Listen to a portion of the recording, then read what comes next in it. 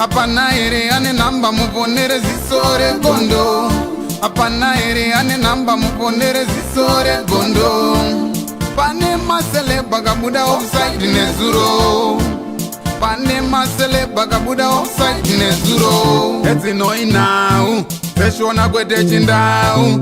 Zichiverengwa naye wenye skimba no fumura no itama. Timu yangu de mugida se tirimo mundima zviri kupisa na skimbo timu yangu pasasa pinda pa zviri kupisa ngoma ndiyo yo tungobaya bata subscribe kuti musasare pane zenge chitika zviri kupisa pari kana wa subscribe kujara ayo wakanyanya tungora pa chifambira mbiri ndetwa Clement Kadungore ndiri brother ya Genius program amira yakaita social media apana chokwadi chiri kutaura urongwa unobva kunese kwa Kadungore tichitanga nhasi postmortem taita ya kuma Genius chano watora kupala ni Friday worara musha wedombo shawa then Saturday burial yawo inenge ichiitwa ningwai customer transit na 2 p.m. but we will advise by time but it will be on Saturday.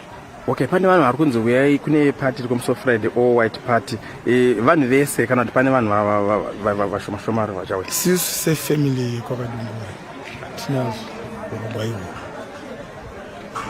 tina urongwa iwo sefamily kwakadungura so far tinozitora sesocial media zviri zvebhokisi riri kutengwa rubva South Africa saka chikokumbiriso kuti social media vaipo respect kumhuri kwakadungure pavanenge vachiposta zvinobatsirawo kuti kana vakatanga vatibvunzawo nekuti mafoni ari kungoswera achirira vanhu vachingobvunza ufunge kana ichinge iri nhamo zviri nani kuti kana unozoda kunzwisa uye kunama akudzingwe munhu unoyawo zvionera wozvitorera information first hand pane kuspeculate kana kugadzira story.